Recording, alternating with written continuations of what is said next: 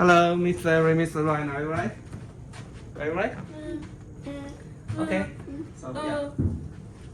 So let's say we have n walls, okay, and then we have k colors. Walls, not wars. Okay, and n walls, k colors, and I think that's American. okay, so fence. Okay, actually it's fence. That's Fences. not how you spell colours. I think that's American. Yeah, that is American. Thank you. Colors. So let's say these walls of fences are placed horizontally, one by one. Okay. So for example, this one, this one, this one, etc. There are n of them, and there are k colors. For example, like red, blue, green. K different colors. There's a D board. So the question is that we want to paint those walls with different colors. And the only requirement is that we don't want to paint 3 consecutive walls with the same colors. So for example, you can paint this wall red, but this can't be red anymore. You can paint So with, then can't it be like there's 3 colors and red, orange, yellow, red, orange, yellow, red, orange, yellow, right? yeah, consecutive what- colors. What if there's one colour? Good question. And yeah, if it's only one, if there are 2 walls, then we can still paint it one Well, if solution. But there's if there are 3, then we can't, right? So the question is that how many different ways? For example, let's just take a look at only one single wall, okay? When n equals 1, so what's the solution? There are k colors. When n is 1, we hope. K. Yes. When n is 1, There are okay. K possibilities. When n is 2, how many? Think. When K times K. Well done. Yes. Okay. This gets interesting. Yeah, because look, this one we can have a k choice, and this one we also have k choice. It satisfies no 3 consecutive But if because there's, there are only but 2. if there's 3, then Yeah, it gets more interesting. How about if there are 3 or more? When n is 3 or you more, K. K. that's the interesting part. No, yeah, it's a little bit Is it K cubed? k. No, Subtract K. subtract. K Okay. times no K times K times K K plus K times K subtract K times K subtract K times K subtract K. So what's your I think approach that- to I do think it? it's Because I think isn't there like if you get boxes, I think it's then K. isn't there K times K? I, But then if there's another one, there's one less possibility. I think there's Yeah, So you mentioned about k times- minus 1 less possibility. Yes, that's good. Okay, so you have like little piece of the puzzles. Okay, so what are you going to add? Oh, never mind. What were you saying? I was just thinking it was K cubed to subtract K. K cube, K what? Cubed. Cubed subtract K. Like that? Yeah. That's Why? I know. Like 3, and there's K colors, and subtract K because there's K colors, and so that means there's. It's hard to explain.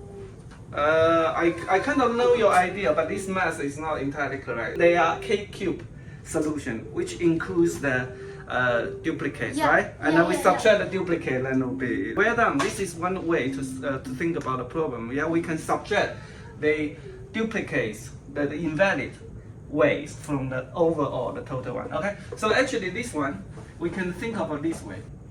Isn't it K times K subtract K minus 2?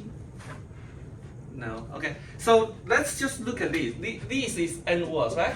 So here is n minus 1 words. Let's look at the last word. Okay. Let's look at the last word. K times K subtract N times N Huh. minus 2. No. Look at. Listen. No, don't guess. Okay. Let's look at the last word. Last fence. If we want to paint as different of the n minus 1 words, okay? Yeah. If we want to paint it as different color as the second last, how many ways? How many ways? Look at this word. If we want to paint it different as this color, how many ways? Remember, this is K times K. look, no, this is the subproblem, which is fn minus 1. Okay. So now we are looking at fn. We want to pen the last word, but now we want to pen it. Obviously, there are two choices. We pen it with the same color as this one, or we pen it with different colors. If we pen it as different colors, we have k minus 1 choice, right? Yes? Yeah, so it's k minus 1 choice. And k minus 1 choice, and this solution, fn minus 1, right? Because look, this problem, we are painting the n minus 1 words, and if we choose the last color, which is different than the second last, we have k minus 1, because this is one color. This must be k minus 1 times fn minus 1, right? Yeah, right? Okay? So this is different. If we want to paint it different, that's good, because if we paint it different, the last word and the second last is different, right?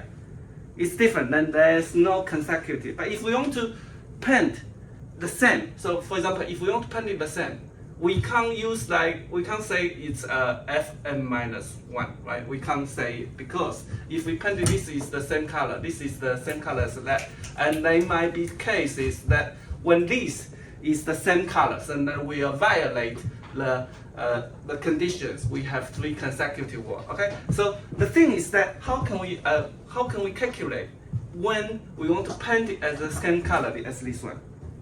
So if these two words are the same, okay, then this must be different than this word, right?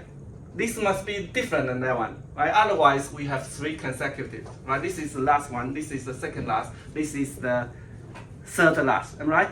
So if we want to make this word and this word the same color, so this must be different than that.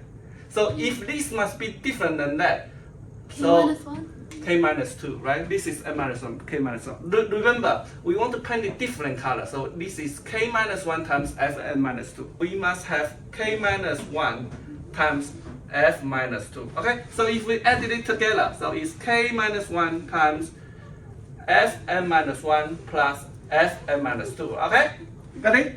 And the base case is these two. N equals 1, we have k. N equals 2, we have k times k.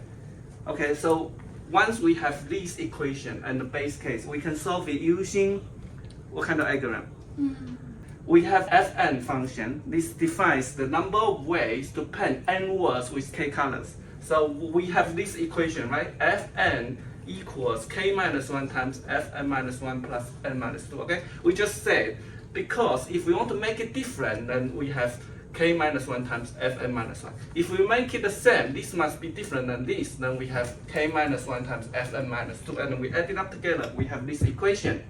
Okay, so once we have this equation and we have a terminal case, we can solve it using recursion. Yes, recursion, because that we can solve it using the recursion. Okay, this is the recursion formula, and then we can solve it. Okay, but obviously there are some repeated states. Okay, then we can optimize it later. Define fn. If n equal 1, return k. If n equal 2, return K times k. yeah, and then return this bit. Yeah, return this bit. So what's missing here? Cache. Cache. Yeah, we make it dynamic programming. If we don't use the cache, there are repeated state intermediate results that are used over and over again, and we use the cache to remember, to minimize the fn values. So the time complexity will become what? Because there are n states, so the time complexity is O, and the space complexity is also O again, because we're storing the n states. Okay, so another question, f0 equals what? If the 0 was 0. yes, we can put it here, but we don't have to. Okay, so this is dynamic programming, top-down dynamic programming. Okay, we talk about top-down dynamic programming. DP equals recursion with memoization, which is the caching keyword to minimize. Right? We can use the hash map to store the intermediate results. This is dynamic programming. There are 3 things about dynamic programming. One of them is repeated results. We want to calculate fn. We have fk, which is smaller than fk, where k is smaller than n. Somehow fk is being used again and again, and we want to cache it, so it only be calculated once, and then when we need it again, we just look it up in the hash map to look it up to avoid calculating again and again. Okay, this is the one characteristic of dynamic programming: the repeated saving, memoization. Okay, Fn is based on Fn minus 1 and Fn minus 2. Okay, so once we get the value of Fn minus 1 and Fn minus 2, we know the result, the ultimate result of Fn. Okay, of a big N. So in other words, we constructed the Fn from F smaller values. Okay, so this is the dynamic programming. So if there are 4 words and 3 colors, what's the result? 4 words, 3 colors. So we want to calculate F4, K equals 3.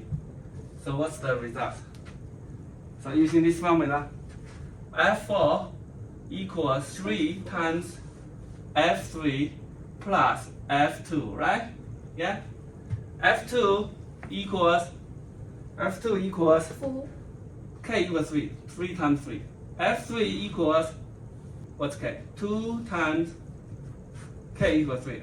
2 times F2 plus F1, right? So F2 equals 3 times 3. Actually, we know the result already. F1 equals 3. So the result is 9 plus 3, 12, times 2, 24. 24. This thing is 24. This thing is 9. Somebody's 33. smoking. Okay, 33 times 3. Okay, this F2, we use it once here, and we use another one. So we need to save it. Okay, we need to save it for the cache. That's what the cache is for. Okay, that's it for today. Bye bye. Somebody's smoking. Bye bye. Right.